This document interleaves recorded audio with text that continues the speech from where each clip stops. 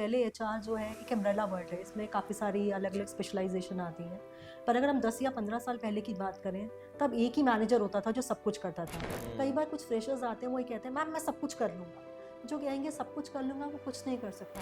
Facebook accounts बनाते हैं, अपने इंस्टाग्राम अकाउंट्स बनाते हैं, इवन कंपनीज बनाती हैं। हमें किसी कंपनी के बारे में जानना है तो हम क्या करते हैं, इंस्टाग्राम फेसबुक पे नहीं जाते, लिंक्डइन पे जाते हैं फॉर ऑफिशियल पर्पस। सो लोगों को ये समझने की ज़रूरत है, जैसे पर्सनल चीज़ों के लिए फेसबुक और इंस्टाग्राम आप यूज़ कर रहे हो, वैसी ऑफिशियल चीज़ों के लिए आपको लिंक्डइन यूज़ करना है। एप्लीकेशन ट्रैकिंग सॉफ्टवेयर ना आजकल हर कंपनी यूज़ कर रही है। Before it comes to a human hand ना एटीएस सॉफ्टवेयर होता है।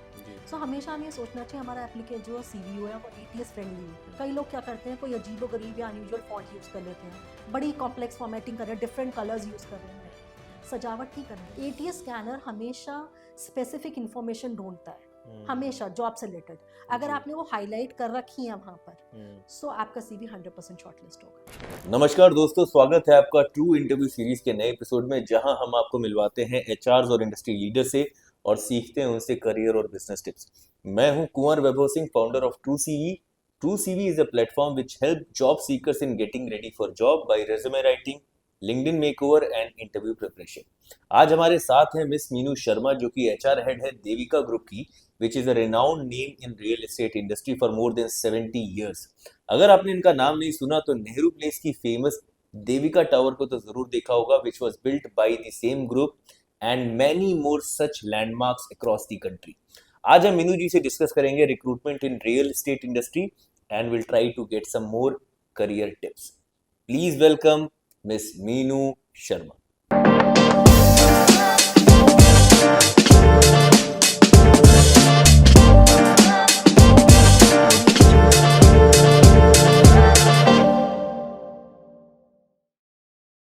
So thank you so much, ma'am, for joining. It's pleasure to have you on our show. Thank you so much for calling me for this podcast. This is must for every, you can say, learner, because there is a huge gap between employment and the education.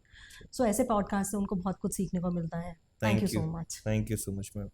Ma'am, थोड़ा सा हमारे viewers के लिए अपनी journey के बारे में बताइए. How you started in HR and what you're doing right now. My journey started as a aspiration of becoming a doctor. I was a medical student. Ji. I never thought to become a HR. मैंने कभी नहीं सोचा था HR line में आऊँगी. I got my first job when I was just 18 years of age and I just passed my 12th standard. That was with DDA, Delhi Development Authority. The position was HR and IT executive. That's how my HR journey begins. While working with HR, with DDA in HR department, I got to know that I'm inclined towards people management and organization development. That was a turning point in my life. तब मुझे लगा HR is the real profile for me. Is the exact profile which I was looking for. Great. So what your role has been after this? उसके बाद आप किस किस company में गए और कहाँ कहाँ आपने काम किया, थोड़ा सा अपनी करंट ऑर्गेनाइजेशन उसके बाद में मैंने ज्वाइन किया VSPL. That was a IT company. They were into trainings, they were into software development और लॉट ऑफ थिंग्स. जैसे कि आपको मालूम है, पहले HR जो है एक एम्ब्रेला वर्ड है, इसमें काफ़ी सारी अलग अलग स्पेशलाइजेशन आती हैं. पर अगर हम 10 या 15 साल पहले की बात करें, तब एक ही मैनेजर होता था जो सब कुछ करता था. रिक्रूटमेंट भी वही कर रहा है, कंपनसेशन बेनिफिट भी वही कर रहा है, एम्प्लॉय डेवलपमेंट भी. सो मेरी सेकंड जॉब विजुअल सॉफ्टवेयर्स के साथ थी, जहाँ पर मैं ब्रांच हेड थी. I was doing the recruitment also, I was handling the payroll also, सब कुछ मैं ही करती थी. Then third job was with education domain with a university. I never change my domain मेरा हमेशा सही सेम ही रहा. वहाँ भी मैंने एज ए सीनियर मैनेजर ही ज्वाइन किया HR एडमिन. हाँ, एडमिनिस्ट्रेशन का चार्ज मुझे एक्स्ट्रा मिला because they find that I am a good administrator and HR admin are cordially interconnected रहते हैं. सो वहाँ पर भी सीनियर मैनेजर एडमिन थी. उसके बाद में करते करते करते ग्रोथ करते करते the more I work, more I got to know कि the real power of the company lies in people only. So I got passionate about HR. मैंने सोच लिया मैं HR लाइन कभी चेंज नहीं करूँगी. I would be a HR leader. So my goal was to become a head of HR. So I started learning. So मैंने started की as a HR journalist. I learn talent acquisition, then उसके बाद में compensation and benefit, and then now strategies and policies. Great. So you are currently with Devika. Devika Group. So tell us a bit about Devika. Devika Group is a renowned builder firm. They are in the market from last 6 decades. So, have you heard about Devika Tower in Nehru Place? जी जी वो उन्हीं का है. We have 3 वाह to 4 more towers in Nehru Place. Devika Tower is built by Devika Builders only. Yeah. वो उन्हीं का है, and even there are 3 more towers in Nehru Place. वाह Devika Builder is a very renowned organization. They have pan India presence. Multiple projects run कर रहे हैं वो all over India के लिए. उन्होंने काफ़ी सारे कमर्शियल प्रोजेक्ट्स, काफ़ी सारे रियल स्टेट प्रोजेक्ट्स उन्होंने किए हैं already. Great.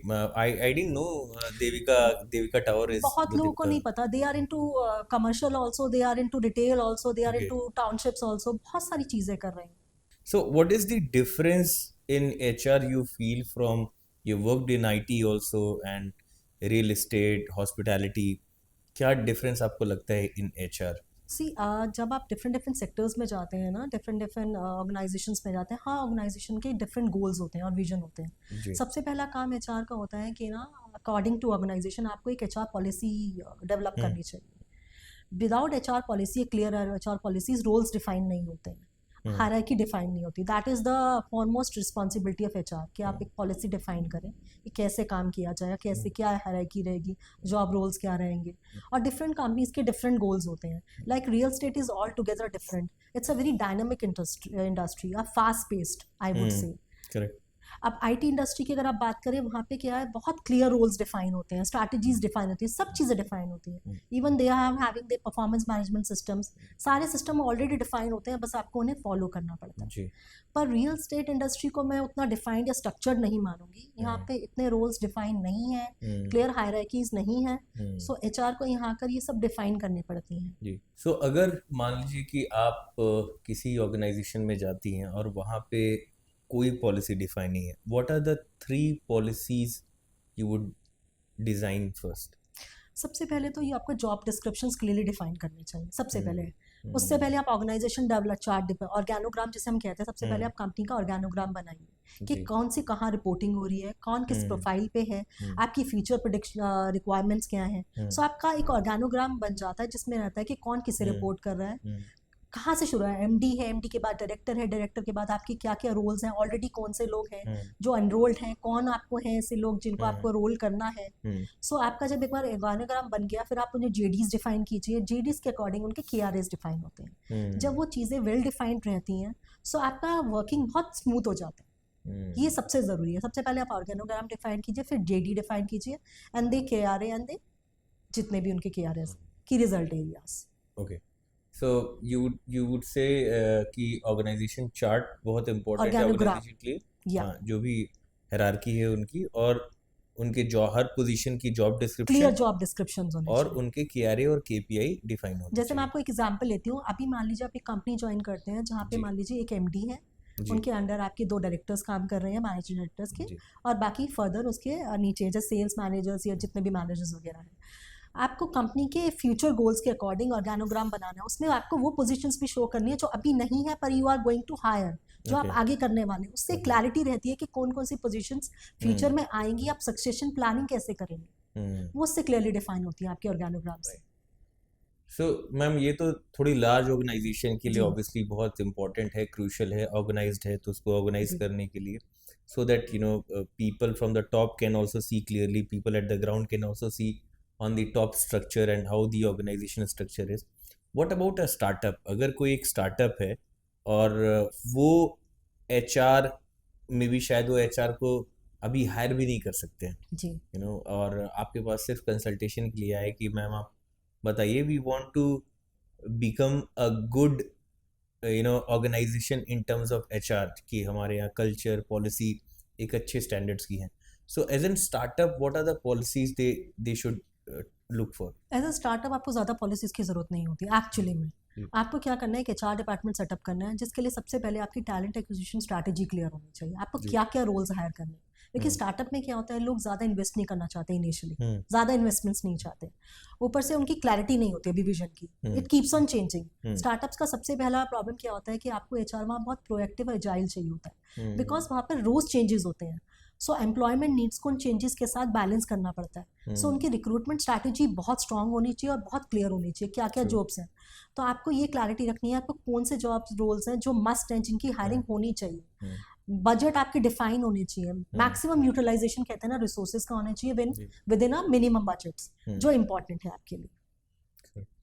So talent acquisition would be the first thing first that they thing need to focus क्या on. क्या हायर करना है आपको. And जैसे कि आपने बोला स्टार्टअप के पास at least if they are not well funded हैं और somebody is doing a bootstrap तो बहुत ज़्यादा पैसे भी नहीं होंगे जी. स्टार्टिंग में इन्वेस्ट करने के लिए. How can they do hiring with low cost or with no cost? They can hire, like for example, if they are hiring for HR department, I would ji take the example of HR department. They can hire a HR manager who can look after recruitment and payroll, क्योंकि यही दोनों चीज़ सबसे ज़्यादा important होती है, recruitment and payroll. Rest they can hire interns also.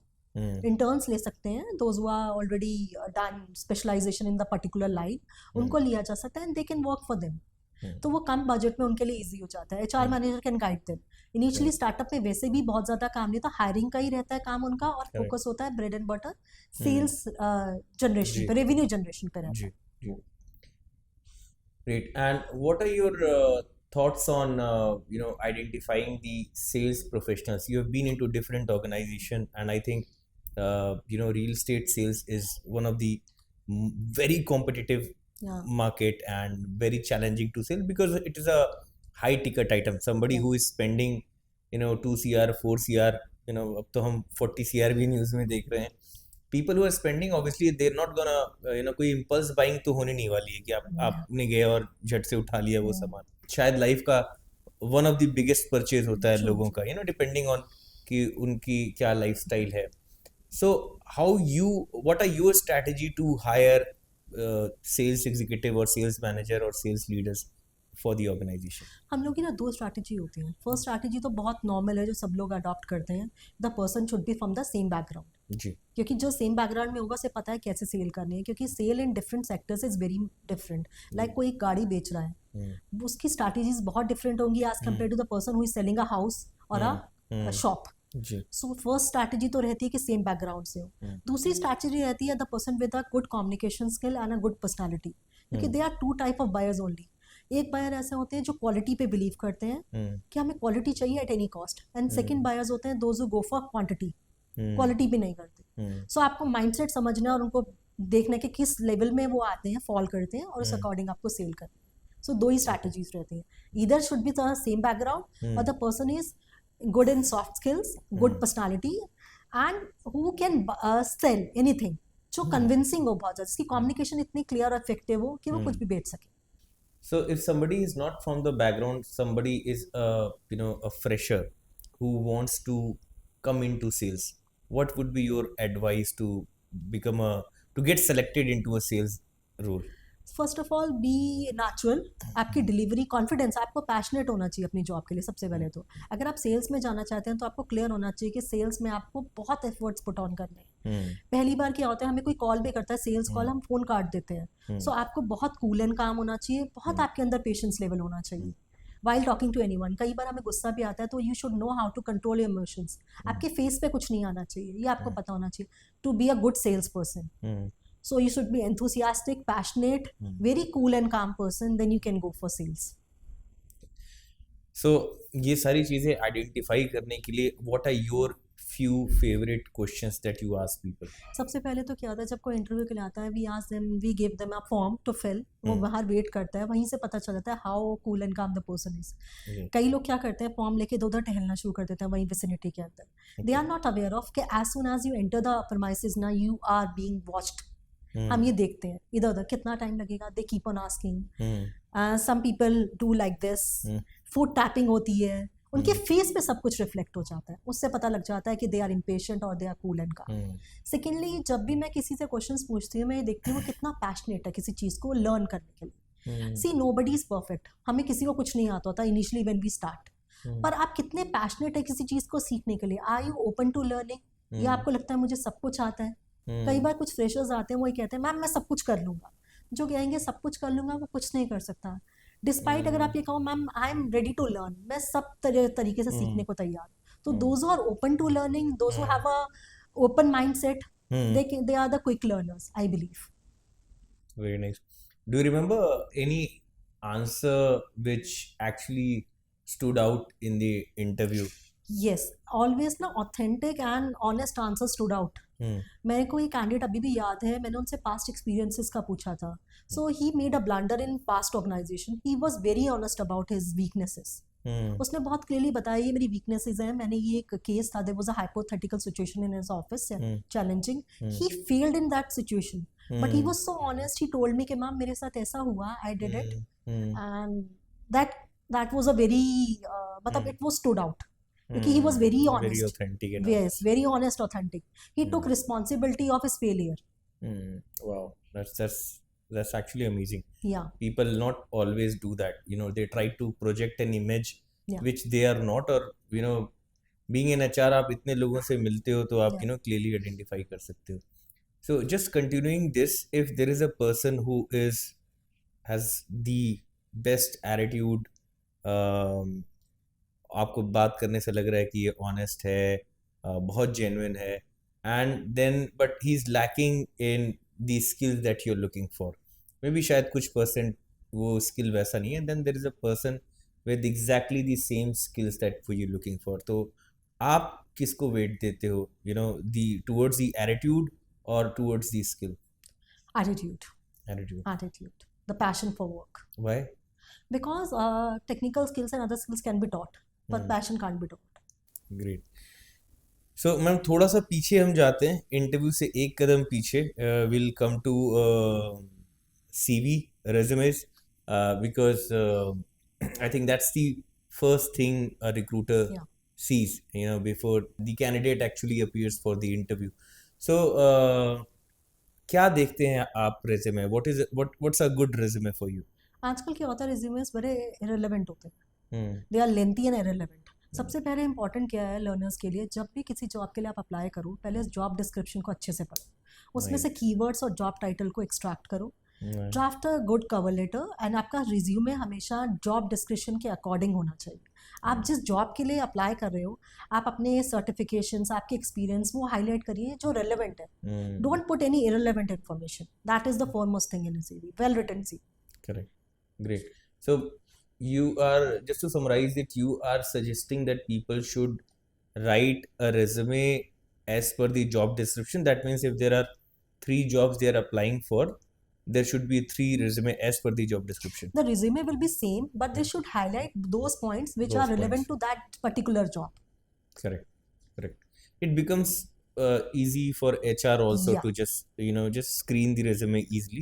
Yes. अगर उन्होंने profile summary में ही वो चीज़ें लिखी हैं जो उन्होंने की है, but obviously I would like to add, जैसे कि आपने पहले भी बनाया, कि just to make your resume as per the job description, they should not lie in their resume. या irrelevant नहीं होना चाहिए, कंसाइज. 3 पेज का रिज्यूमे 4 पेज का नहीं है, आप हाँ. उतना ही लिखिए. It should be to the point right. And it should be relevant. Authentic information होनी चाहिए. करेक्ट. और अभी आपने कवर लेटर के बारे में बोला, जी. Does it still relevant? आपको लगता है कि आप कवर लेटर देखते हैं? अभी बहुत सारी कंपनीज ऐसी हैं जो एक वेल रिटन रिज्यूमे देखती हैं. हम्म. लोग अभी जाके डिफरेंट वेबसाइट्स हैं, उन पर जाके अपने CVs बनाते हैं ताकि CVs बहुत ज़्यादा अच्छे इफेक्टिव हों, उसके अकॉर्डिंग हम लोग अप्लाई कर सकें. CVs अच्छा होना बहुत ज़रूरी है, पर कवर लेटर भी बहुत ज़रूरी होता है. It holds a very important, you can say play a very important role. अगर आपका एक वेल रिटन कवर लेटर है, आपने Right. उसमें स्पेसिफिक कीवर्ड्स यूज़ किए हैं, so it makes your application stand out. और काफ़ी सारी पोजीशंस ऐसी होती हैं, मिडिल लेवल और सीनियर लेवल, जहाँ पे कवर लेटर बहुत इंपॉर्टेंट रोल प्ले करता है. जैसे कुछ पोजीशंस ऐसी हैं, जैसे फॉर एग्जांपल CRM, जहाँ पे पर्सनल कनेक्ट की ज़रूरत होती है. अगर Right. आपने कवर लेटर में अच्छे से मेंशन कर रखे हैं अपने वो पॉइंट्स, सो ऑब्वियसली आपके शॉर्ट लिस्टिंग होने के चांसेस बढ़ जाते हैं. So cover letter plays a very important role if they are well written. And how to write a resume for ATS? Application tracking software ना आजकल हर कंपनी यूज़ कर रही है. Before it comes to a human hand ना, ATS software होता है. जी. सो हमेशा हमें सोचना चाहिए हमारा एप्लीकेशन जो CV है वो ATS फ्रेंडली हो. उसके लिए क्या ज़रूरी है? सबसे पहले, जैसे मैंने पहले बोला था, आप जब कोई जॉब अप्लाई करते हैं, JD उसका अच्छे से पढ़ो. जॉब डिस्क्रिप्शन, आपके जो जॉब टाइटल और कीवर्ड्स उसमें से होंगे वो आपके CV में ज़रूर होने चाहिए.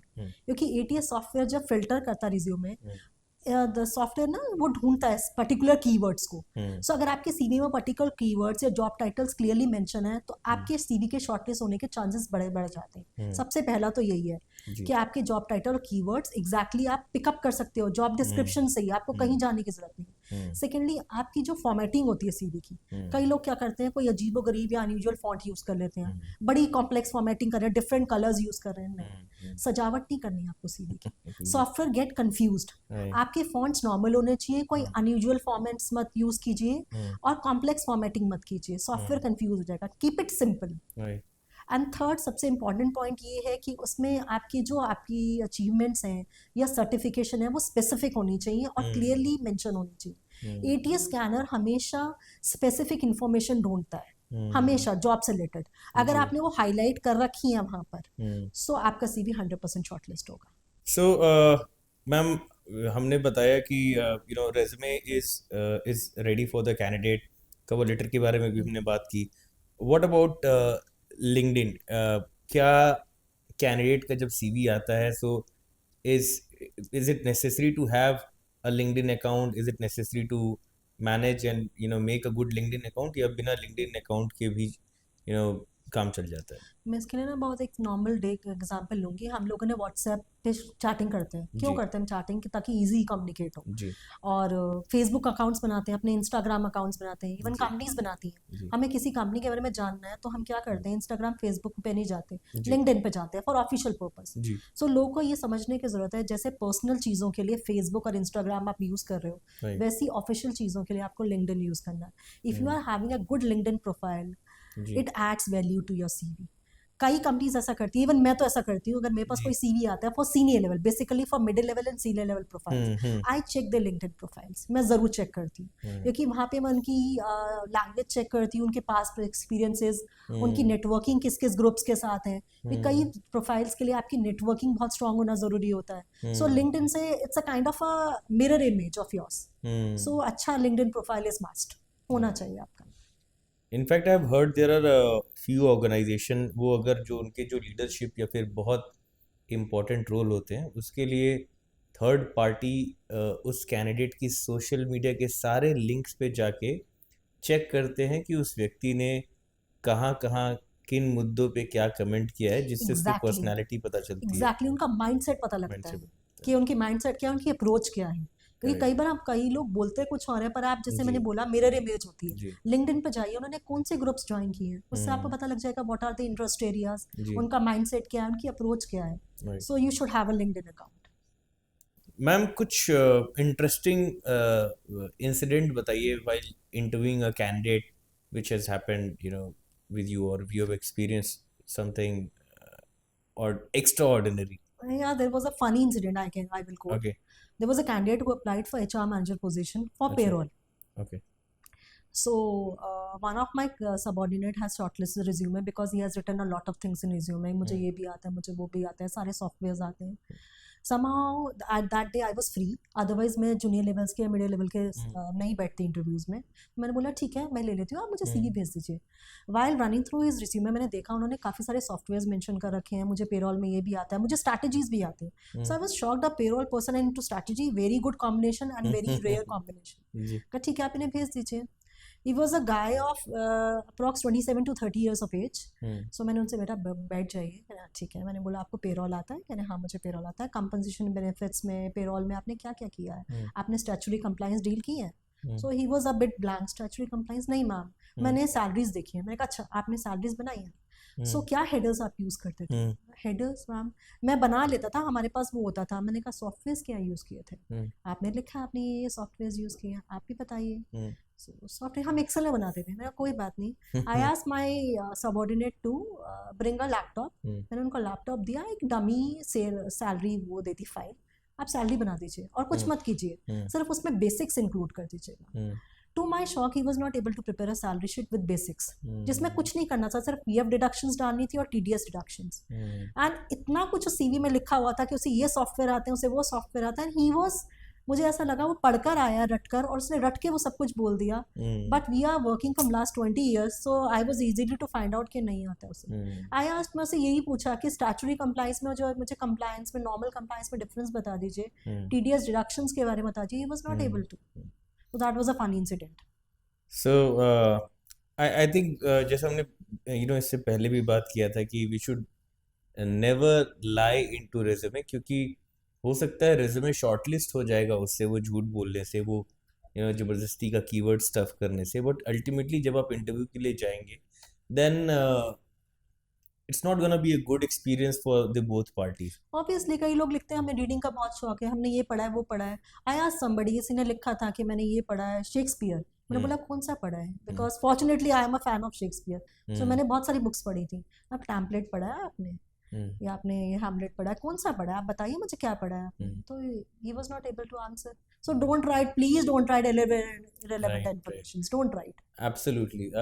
So I go to colleges where I give session on resume writing और job readiness program के उसमें, और उसमें मैं हमेशा कहता हूँ कि हॉबी लिखना एज अ फ्रेशर बहुत अच्छा है। एक there is a connect where there is a topic where HR can speak to you and talk about, but don't mention anything which is not actually your hobby.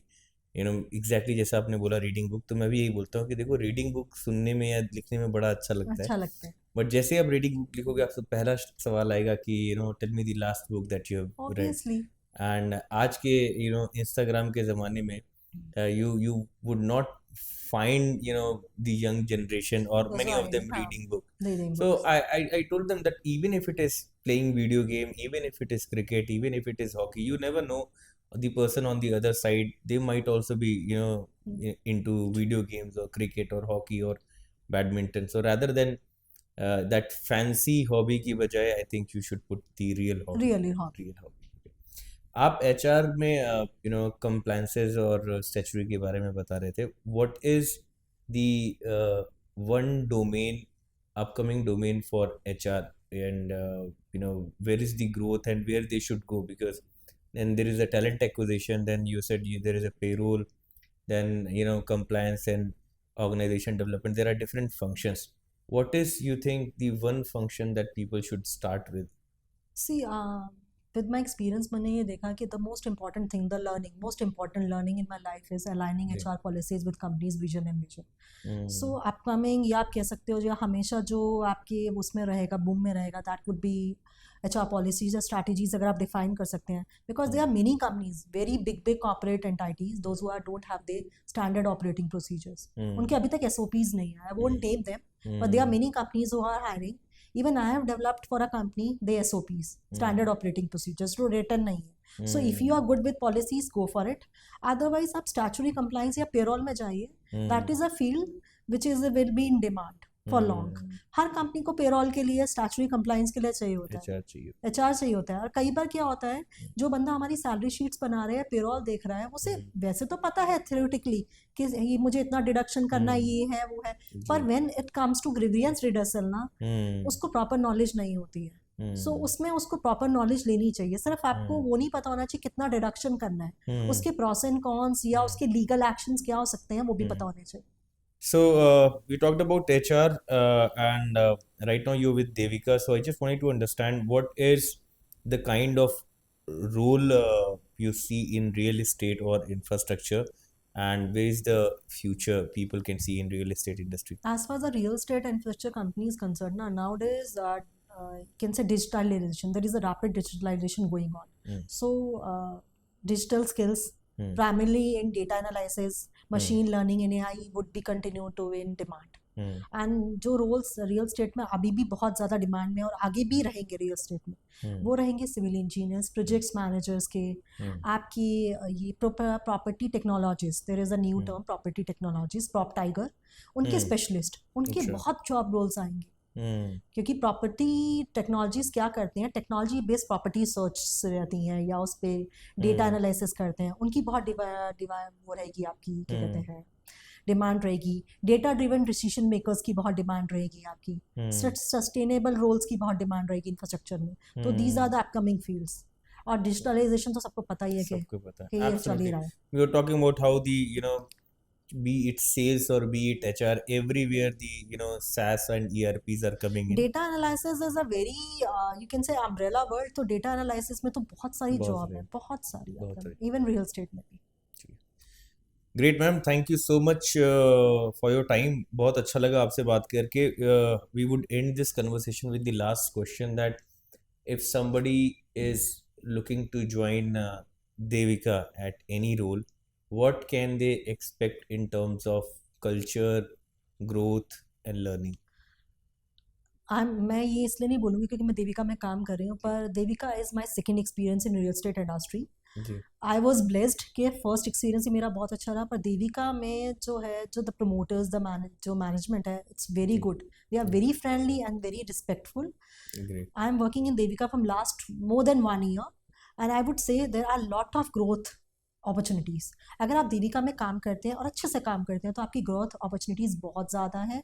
The people are very good, they are very friendly and cooperative, and management is just a call away. और आपको इतने growth prospects मिलेंगे. Like मैंने जब join किया था, I join as HR only. Then I got a dual charge of administration. ना अब HR एडमिनिस्ट्रेशन के अलावा मैं बहुत सारे और भी डोमेन्स देख रही हूँ, तो मेरी पर्सनल और प्रोफेशनल ग्रोथ बहुत ज़्यादा हुई है. So I will say Devika group is the group way you can join if you are looking for a long term association. और अगर आप फ्यूचर ग्रोथ देख रहे हैं, आप अपने को ग्रो करना चाहते हैं और आप you don't want to stick to one profile, please join Devika. You will get a blunder of opportunities if you are hardworking, sincere. Great. So that this is the right place to work. Thank you so much, ma'am, for this crisp and to the point answers. And this podcast was amazing. We all wish you the best. Thank you so And much. thank you so much for Thank sharing. तो दोस्तों, आशा करता हूँ आपको आज का episode पसंद आया होगा. Don't forget to subscribe to our channel so that you don't miss such insightful future interviews. And for resume writing and LinkedIn makeover, log in to truecv.com. मिलते हैं आपसे अगले एपिसोड में. तब तक के लिए take care, keep learning, keep growing.